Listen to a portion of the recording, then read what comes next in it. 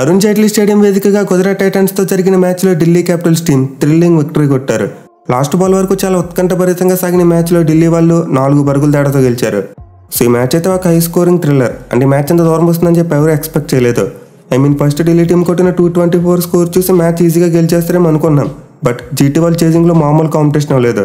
Especially చివరిలో అయితే mind పోయింది. So for the first time నిజంగా ఈ సీజన్లో జీటీ బ్యాటింగ్ ఒక రేంజ్లో కనిపించింది. ప్రీవియస్ మ్యాచెస్లో చూసుకుంటే చాలా పూర్గా బ్యాటింగ్ చేసేవాళ్ళు. బట్ ఈ మ్యాచ్లో వాళ్ళ బ్యాట్స్మెన్ నిజంగా చాలా బాగా బ్యాటింగ్ చేశారు. దీనివల్ల ఈ మ్యాచ్ చాలా క్లోజ్గా వచ్చింది. ఇన్ఫాక్ట్ గుజరాత్ వాళ్ళు డెత్ ఓవర్స్లో సరిగ్గా బౌలింగ్ చేస్తుంటే ఈ మ్యాచ్లో వాళ్ళే గెలిచిండేవారు. సో ఈ మ్యాచ్ మొత్తానికే టర్నింగ్ పాయింట్ లాస్ట్ 2 ఓవర్లే. పంత్ మరియు స్టబ్స్ కలిసి 2 ఓవర్లలో మ్యాచ్ మొత్తాన్ని మార్చేశారు. మా అయితే 200 కొడతారు అనుకున్న టీం ఇంకో 24 రన్స్ ఎక్కువ కొట్టేశారు. అంటే ఎక్స్ట్రా రన్సే ఢిల్లీ టీంకు మ్యాచ్ని గెలిపించి పెట్టాయి. మోస్ట్ ఇంపార్టెంట్లీ విజయం ఇప్పుడు డీసీ టీం యొక్క ప్లే ఆఫ్ ఆశలను చాలా వరకు పెంచింది. ఈ మ్యాచ్కి ముందు చూసుకుంటే వాళ్ళు పాయింట్స్ టేబుల్ 8వ ప్లేస్లో ఉన్నారు. బట్ ఈ మ్యాచ్లో గెలిచి 8 పాయింట్లతో 6వ స్థానానికి దూసుకొచ్చారు. అండ్ ఆల్సో ఇప్పుడు ఢిల్లీ విక్టరీ వల్ల ప్లే ఆఫ్స్ రేస్ ఇంకా ఇంట్రెస్టింగ్గా మారిపోనుంది. ఎందుకంటే ఈ మ్యాచ్లో గుజరాత్ గెలిచింటే ఢిల్లీ వాళ్ళు ఆల్మోస్ట్ ఎలిమినేట్ అయిపోయారు. పంజాబ్ కింగ్స్లోనే వాళ్ళ పరిస్థితి కూడా మారిపోయేది. మిగతా అన్ని మ్యాచ్లో గెలిస్తే కానీ ప్లే ఆఫ్స్కి వెళ్ళలేరు అనే సిచ్యువేషన్ వచ్చేది.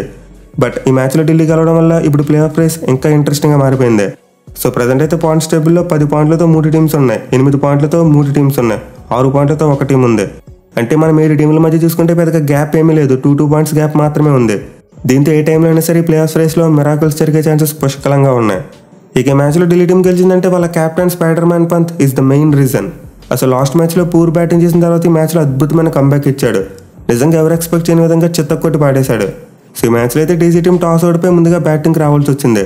అండ్ టీంలో చేంజెస్ చూసుకుంటే వార్నర్ను పక్కన పెట్టారు, షేహోప్ని తీసుకున్నారు. అలాగే లలిత్ యాదవ్ ప్లేస్లో రసిక్ని ఇంపాక్ట్ ప్లేయర్గా తీసుకొచ్చారు. బట్ జీడీ టీం చూసుకుంటే ఎలాంటి మార్పులు చేయలేదు. సో ఢిల్లీ టీంకి అయితే చాలా మంచి ఫైర్ స్టార్ట్ వచ్చింది. ఫస్ట్ బాల్గా పృథ్వీ షా 4 కొట్టాడు. అలాగే వాళ్ళు ఫస్ట్ 3 ఓవర్స్లో చూసుకున్న 35 రన్స్ కొట్టేశారు. మళ్ళీ మరోసారి జైక్ ఫ్రేజర్ విరుచుకు పడ్డాడు. 14 బంతుల్లోనే 23 పరుగులు చేశాడు. సో వీళ్ళిద్దరు స్టార్ట్ చేసి డీసీ టీంకి పవర్ ప్లేలో చాలా పెద్ద స్కోర్ వస్తుంది అనుకున్నాం. బట్ వీళ్ళ వేగానికి సందీప్ వారియర్ బ్రేక్ వేశాడు. నిజంగా చాలా యాక్యురేట్ బౌలింగ్తో కట్టుదిట్టంగా బౌలింగ్ చేశాడు. అట్ ది సేమ్ టైం వికెట్లు కూడా తీశాడు. ఎస్పెషల్లీ జైక్ ఫ్రేజర్ వికెట్ అయితే జీటీ టీంని తిరిగి మ్యాచ్లోకి వచ్చేలా చేసింది. సో సందీప్ వారియర్ అయితే డీసీ ఓపెనర్స్ ఇద్దరిని ఒకే ఓవర్లో అవుట్ చేశాడు. అండ్ ఇద్దరు కూడా డీప్ స్క్వేర్ లెగ్లో నూర్ అహ్మద్కి క్యాచ్ ఇచ్చి అవుట్ అయిపోయారు. ఎస్పెషల్లీ పృథ్వీ షా వికెట్ పడడంలో నూర్ అహ్మద్ పట్టిన క్యాచ్ అయితే నిజంగా ఎక్సలెంట్. కిందకి డౌన్ అయిపోతున్న బాల్ని అలా జస్ట్ ఫింగర్స్ పెట్టి పైకి లేపాడు. సో సందీప్ వారియర్ ఒకే ఓవర్లో డబుల్ స్ట్రైక్ చేయడం వల్ల జీటీ టీం కంబ్యాక్ చేసింది. ఈవెన్ ఆ తర్వాత చూసుకుని ఎక్కువ రన్స్ రాలేదు. అలాగే వారియర్ షేహోప్ వికెట్ని కూడా తీశాడు 6th ఓవర్లో. So all of the sudden DC scoring rate పడిపోయింది. వాళ్ళు పవర్ ప్లేలో 3 వికెట్లు కోల్పోయి కేవలం 44 రన్స్ మాత్రమే కొట్టారు. అండ్ దాని మిడిల్ ఓవర్స్లో GT spinners all over the game. Both Rashid Khan మరియు నూర్ అహ్మద్ 2 ఎండ్స్ నుంచి టైట్గా బౌలింగ్ చేయడం మొదలుపెట్టారు. దీంతో అక్షర్ పటేల్ మరియు రిషబ్ పంత్ బ్యాటింగ్ చేయడానికి చాలా స్ట్రగుల్ అయ్యారు. ఇన్ఫాక్ట్ ఒక టైంలో వీళ్ళ స్ట్రైక్ రేట్ బిలో 100 ఉంది. సో ఈ మ్యాచ్లో అయితే ఢిల్లీ టీం అక్షర్ పటేల్ నెంబర్ 3లో బ్యాటింగ్ పంపేందుకు ఒక ఆపర్చునిటీ ఇచ్చారు. అండ్ ఆపర్చునిటీను అతను అంత ఈజీగా పోనివ్వలేదు. ఇనిషియల్గా టైం తీసుకున్నాడు. బట్ ఎప్పుడైతే స్ట్రాటజిక్ టైమ్అవుట్ వచ్చిందో ఆ తర్వాత నుంచి రెచ్చిపోయి ఆడారు. 10వ ఓవర్ నుంచి నిజంగా ప్రతి ఓవర్లో కూడా బౌండరీ కొట్టడం మొదలుపెట్టారు. సో చాలా స్లోగా స్టార్ట్ అయిన వాళ్ళిద్దరు పార్ట్నర్షిప్ ఒక్కసారిగా మలుపు తిరిగింది. ఆ నెక్స్ట్ ఏ బౌలర్ వచ్చినా సరే చాలా ధైర్యంగా బౌండరీస్ కొట్టారు. ఎస్పెషల్లీ రషీద్ ఖాన్ మరియు నూర్ అహ్మద్కు వికెట్లు ఇవ్వకుండా బ్యాటింగ్ చేశారు. సో నార్మల్గా వీళ్ళిద్దరు బౌలింగ్ చేస్తున్నప్పుడు ఖచ్చితంగా వికెట్లు అయితే పడిపోతూ ఉంటాయి. కానీ పంచ్ చూసుకున్న అక్షర్ పటేల్ చూసుకున్న వాళ్ళకి ఎక్కడా ఛాన్స్ అవ్వలేదు. ఎస్పెషల్లీ క్యాలిక్యులేటివ్ రిస్క్ తీసుకుని బ్యాటింగ్ చేశారు. నార్మల్గా అయితే ఇలాంటి క్వాలిటీ స్పిన్నర్స్ మీద అటాక్ చేసినప్పుడు ఏదో ఊపేస్తూ ఉంటారు. బట్ వీళ్ళు అలా కాదు, చాలా పద్ధతిగా కొట్టారు. సో 10వ ఓవర్ నుండి పంత్ మరి అక్షర్ పటేల్ స్కోర్ వేగాన్ని పెంచుతూ డెత్ ఓవర్స్కి ఒక మంచి ప్లాట్ఫామ్ని సెట్ చేశారు. మెయిల్ అక్షర్ పటేల్ ఇనిషియల్గా స్లోగానే ఆడినప్పటికీ ఆ తర్వాత 37 బంతుల్లోనే హాఫ్ సెంచరీ కొట్టాడు. అలాగే పంచ్ చూసుకున్న 34 బాల్స్లోనే 50 కొట్టాడు. సో ఇద్దరు కలిసి అయితే 4వ వికెట్కు ఏకంగా 113 పరుగుల పార్ట్నర్షిప్ నెలకొల్పారు. అండ్ ఈ పార్ట్నర్షిప్ ఎంత ఇంపార్టెంట్ అంటే డీసీ టీం చాలా కష్టాల్లో ఉంది. వాళ్ళు 44 రన్స్కే 3 వికెట్స్ కోల్పోయారు. అండ్ ఇలాంటి టైంలో ఇంకా 2 వికెట్లు పడితే ఖచ్చితంగా మ్యాచ్ పోయేది. బట్ ఎక్స్పీరియన్స్ ఉన్న ఇద్దరు ఆటగాళ్ళ రెస్పాన్సిబిలిటీ తీసుకున్నారు. మెల్లగా స్టార్ట్ చేసి కుదురుకున్నాక చిత్తకొట్టి పాడేశారు. బట్ అసలైన సునామీ లాస్ట్ 2 ఓవర్స్లో చూసాం. ఓవర్ నెంబర్ 19 మరియు ఓవర్ నెంబర్ 20 ఈ 2 ఓవర్స్లో మామూలుగా కొట్టలేదు డీసీ బ్యాట్స్మెన్. సో 18వ ఓవర్ మూసేసరికి డీసీ టీం స్కోర్ చూసుకుంటే 171 ఫర్ 4. అంటే వాళ్ళు 2 ఓవర్స్లో 29 రన్స్ కొడితే 200 కొడతారు, లేకపోతే 200 దాటదు. అండ్ ఇలాంటి టైంలో పంత్ ఉన్నాడు కాబట్టి అరౌండ్ 200 వస్తుందేమో అనుకున్నాం. బట్ లాస్ట్ ఓవర్స్లో చూసుకుంటే కంప్లీట్లీ విధ్వంసం. 19వ ఓవర్లో స్టబ్స్ 2 4లు 2 6లు కొట్టాడు. అండ్ లాస్ట్ ఓవర్లో చూసుకుంటే పంత్ విశ్వరూపం చూపించేశాడు. మోహిత్ శర్మ బౌలింగ్లో ఏకంగా 4 6లు మరియు ఒక 4 కొట్టాడు. ఎస్పెషల్లీ చివరిలో కొట్టిన 3 6లు అయితే ఈ మ్యాచ్కే హైలైట్. సో డీసీ టీంకి అయితే 19వ ఓవర్లో 22 రన్స్ వచ్చాయి. అండ్ 20th ఓవర్లో 31 రన్స్ వచ్చాయి. అంటే 2 ఓవర్స్లోనే వాళ్ళు ఏకంగా 53 రన్స్ కొట్టారు. విచ్ మీన్స్ లాస్ట్ 12 బంతుల్లోనే 53 పరుగులు చేశారు. సో ఎక్స్ట్రాడినరీ ఫినిష్ ఏదైతే ఉందో అది డీసీ టీంకి ఒక ఎక్స్ట్రా 24 రన్స్ని తీసుకొచ్చింది. మెయిలీ రిషబ్ పంత్ అయితే ఈ మ్యాచ్లో కంప్లీట్లీ వింటేజ్ స్టైల్లో బ్యాటింగ్ చేశాడు భయ్య. తన మార్క్ షాట్లతో క్రీజులో అటు ఇటు పడిపోతూ కూడా సిక్స్లు కొట్టాడు. ఎస్పెషల్ లాస్ట్ ఓవర్లో బ్యాటింగ్ చూస్తే నాకైతే ఒక 6 ఏళ్ళ వెనక్కి వెళ్ళినట్టు అనిపించింది. 6 years back Rishabh Pant SRH మీద కూడా సేమ్ అలాంటి కైండ్ ఆఫ్ ఇన్నింగ్స్ ఆడాడు. మెయిల్ అప్పుడు కూడా చివరిలో భువనేశ్వర్ కుమార్ లాంటి ఒక సీనియర్ బౌలర్ని చితక్కొట్టాడు. అండ్ ఈ మ్యాచ్లో కూడా మోహిత్ శర్మని చివరిలో చితక్కొట్టి పాడేశాడు. సో పంత్ మరియు స్టబ్స్ అయితే కంప్లీట్లీ గేమ్ యొక్క మొమెంటంను మార్చేశారు.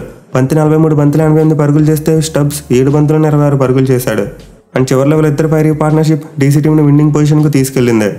ఇక GT బౌలింగ్ విషయానికి వస్తే best bowler obviously Sandeep Warrier. Power ప్లేలో నిజంగా చాలా మంచి బౌలింగ్ చేశాడు. కానీ శాటింగ్ ఏంటంటే అతనికి 4th ఓవర్ ఇవ్వలేదు.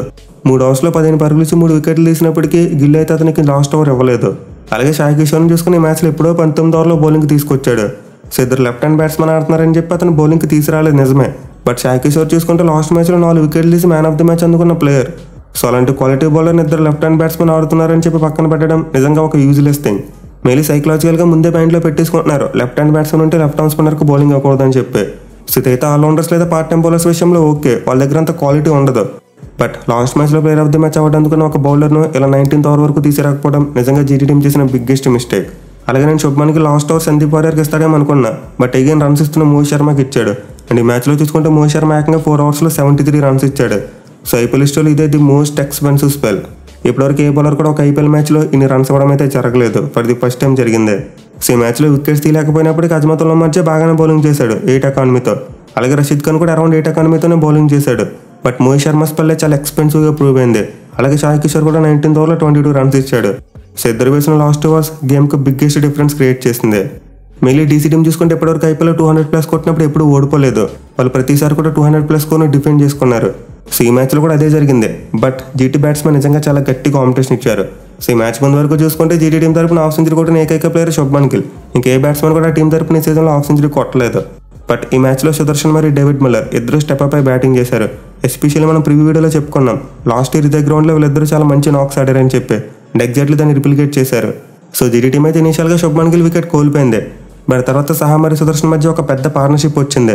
వీళ్ళిద్దరు కలిసి సెకండ్ వికెట్కు 82 పరుగుల పార్ట్నర్షిప్ నెలకొల్పారు. అది కూడా ఆల్మోస్ట్ ఓవర్కి 10 పరుగులు చెప్పును కొడుతూ. సో ఈ పార్ట్నర్షిప్ అయితే GT టీంకి చాలా మంచి ప్లాట్ఫామ్ని సెట్ చేసింది. సహా 25 బంతులు 39 పరుగులు చేస్తే సుదర్శన్ 39 బంతులు 65 పరుగులు చేశాడు. బట్ ఇప్పుడైతే కుల్దీప్ యాదవ్ పార్ట్నర్షిప్ను బ్రేక్ చేశాడో ఆ తర్వాత ఒక ఎండ్లో వికెట్స్ పడిపోవడం మొదలయ్యాయి. మెయిలీ మరోసారి మధ్య నిరాశపరిచాడు.